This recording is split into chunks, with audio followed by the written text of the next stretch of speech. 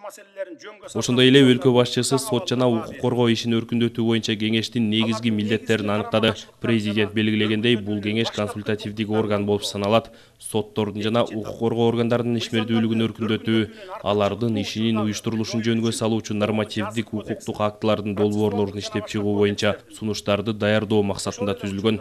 Аны менен бирге кеңештин алдында колдонуудагы жазык, жарандык, административдик жана аткаруу блокторундагы кодекстерди, анын ичинде укуктук боштуктарды четтетүүгө багытталган талдоо жүргүзүү, сунуштарды иштеп чыгуу максатында атайын эксперттик жумушчу топ түзүлгөн. Аталган эксперттик жумушчу топ сот бийлигинин, укук коргоо органдарынын катышуусунда жарандык коомдун, көз карандысыз эксперттердин жана эл аралык уюмдардын өкүлдөрүн тартуу менен тармактагы башаламан укуктук базаны жөнгө салууда маанилүү иш-чараларды жүргүздү. Президент Садыр Жапаров эксперттер сот түзүлүшү жана сот өндүрүшүнүн кыйла актуалдуу маселелери боюнча баалуу талдоолордон жана ачык айкын сунуштардан турган сунуштарды берип, мыйзам долбоорлорун иштеп чыккандыгын белгиледи.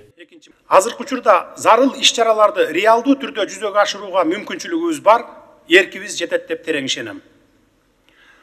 Сот жана укук коргоо органдарында орун алган терс көрүнүштөр коомдогу укуктук нигилизмдин өсүшүнө өөлгө түзүп, ошондон улам мыйзамга болгон урмат сый жок болуп, мамлекетке болгон ишенбөөчүлүк күчөйдү.